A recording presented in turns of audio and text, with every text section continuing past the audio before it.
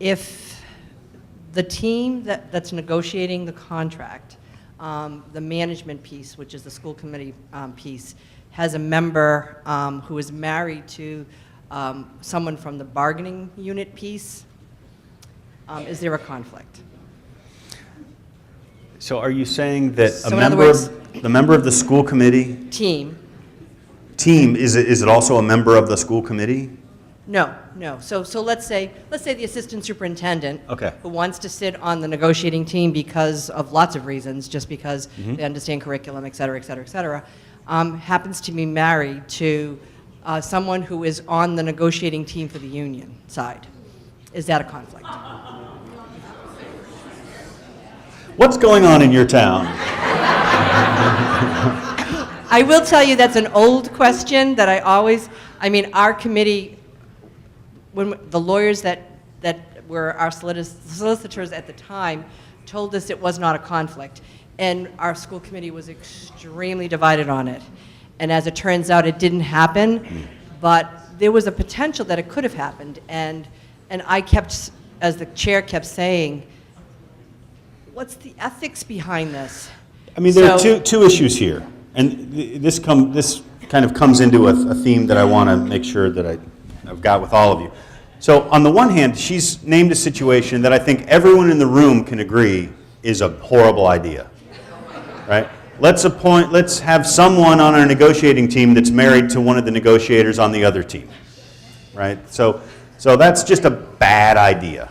You don't need to ask the Ethics Commission whether it's ethical or unethical in that situation. I mean, if you called us, our advice would be, do whatever you want to do. I mean, if that's what, if you want to put an end to that, put an end to that, just for the practical reasons that it's such a horrible idea.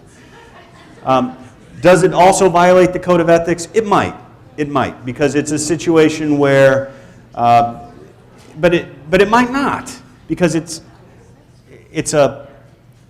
you're participating in a matter where you've got a family member that's involved. That family member may or may not have a financial interest. I would probably, if someone called me, I would err on the side of saying it's probably in violation of the code, but it is in the gray area just a little bit, in terms of legal enforcement, not in terms of common sense. We get calls all the time from school departments who want us to get involved in an issue of, we've got a teacher who is doing something wrong, and we might want to file an ethics complaint. And we tell the school departments, well, you don't need to file an ethics complaint to discipline your teacher. It'll take us a year and $50,000 of taxpayer money to investigate this. Or you could just, write it into your personnel policies that teachers are not allowed to do this, or put it into your collective bargaining agreement. So don't use the Ethics Commission as your human resources department, is what I'm trying to say. We're not set up that way. If you're on the bargaining committee and you're bargaining with a union, and your ex-spouse is in that union, and you're dealing with medical and things like that, should they recuse themselves? So we see the four categories of people that you have to be concerned with. There's you, your family members, your private employers, your business associates. There is no fifth line for people you hate, right?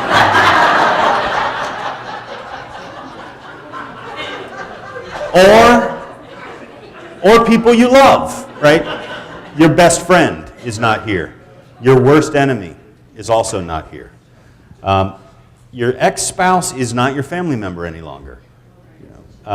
It's a former family member. So once the divorce is final, then he or she and all of those in-law people just poof. It goes away. So you're allowed. If only it were that easy, right? The payments keep going and going.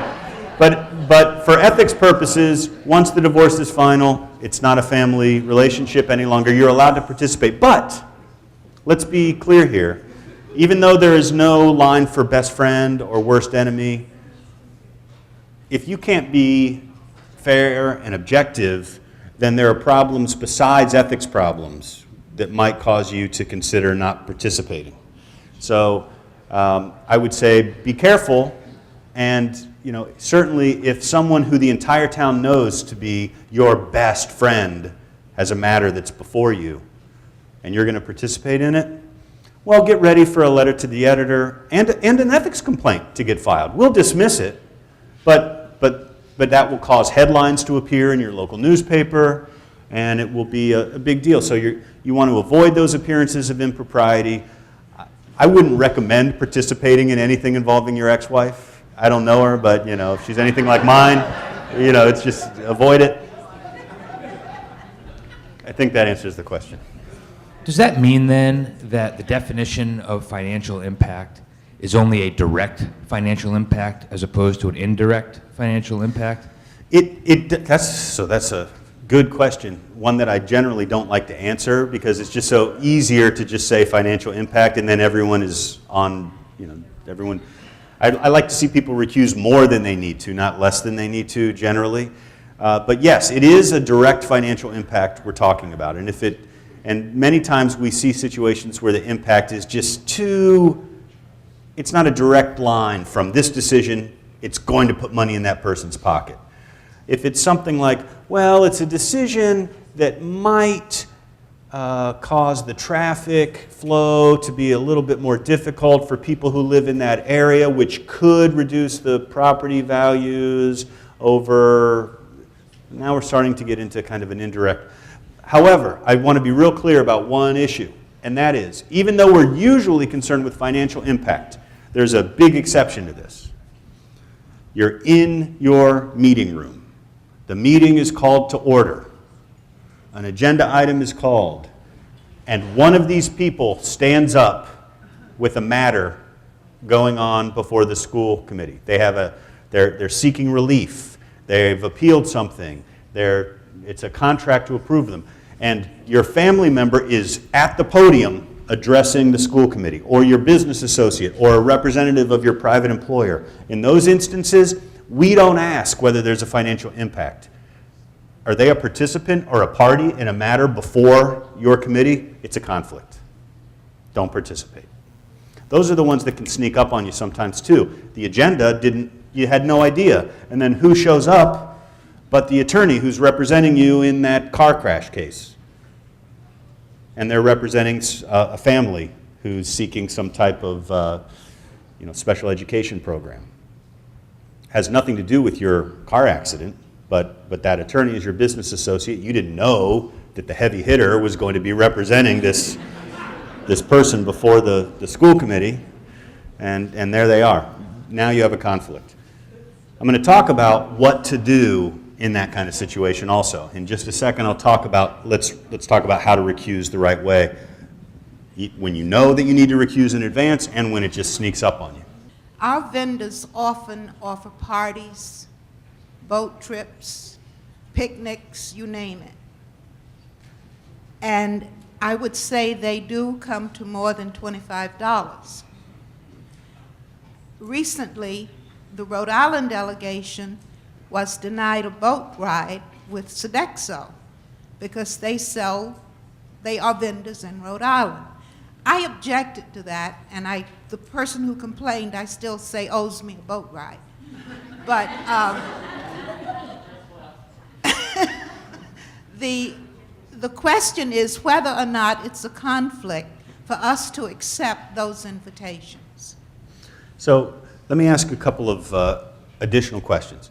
What was this a conference? Yes, national conference. Where was it? Boston. Okay, and so national school committee people from across the country attended, and some of the vendors hosted events, hosted boat rides, maybe catered one thing, gave some door prizes. No door prizes, but dancing, food, drinks. Checks for $1,000. No cash. just kidding. Okay, a boat ride. Okay, so I'll switch over to the gift discussion a little bit here so we can address this issue. So I'll take it a little bit out of order, it's no problem. So the rule for gifts in Rhode Island is that people subject to the code, that's all of you and me, are not allowed to accept gifts from an interested person if that gift is worth more than $25. An interested person is a person or a business or an organization. It could be even a nonprofit. Or it could be a teacher in your school district. You know, they have a financial interest in the decisions that you make as part of your public duties. So it's the people or organizations or businesses that have a financial stake in what your board does. Vendors clearly qualify. Sodexo, you know, they have the catering contract with the school department or the lunch contract. So sure, they're an interested person. So the gift rule is $25. So if they came into your town and said, hey, we'd like to take the, I don't know what town you're from, let's say West Kanawha. That's my favorite, right? You're part of the West Kanawha. Remember West Kanawha? Nick Gorham wanted to create West Kanawha out of a few, yeah. Anyway, so the town of West Kanawha, Sodexo comes up and says, we want to take the West Kanawha School Committee out for a boat ride. And just the West Kanawha School Committee out for a boat ride, we would say, absolutely not. It's worth more than $25, and it's a gift to the decision makers over that contract. What you're saying, though, is something different. You're saying that you go out of state to a conference, and Sodexo, who is a vendor for West Kanawha, but is also a vendor for Boston and New York and Houston and San Diego and Memphis and all these other, wants to take anyone who wants to come out for a boat ride, and just as soon as the boat's full, that's how many people we're going to take. We don't care who gets on board. In that situation, I think we would say it's okay, because there is an exception to the gift rule that says that you're allowed to accept a gift from an interested person if the gift they're giving isn't to you individually, but instead it's a gift that's offered to it's almost like the class exception, offered to a large group of people, and here's the kicker. A majority of the people we're offering this gift to are not subject to the Rhode Island Code of Ethics.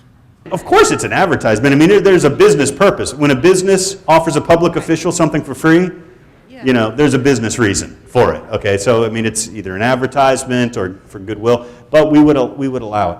Same thing. So the Rhode Islanders then can take part in these offerings when we go to Denver in the spring, right? You can. Thank you. If they're offered to everyone. But if you're in Denver and Sodexo reaches out to the chairman of the West Kanawha School Committee and says, hey, we want to host a thing just for West Kanawha. We want to take your group out to dinner tonight, then it's a no. But if they cater an event for all 500 delegates, then you can participate.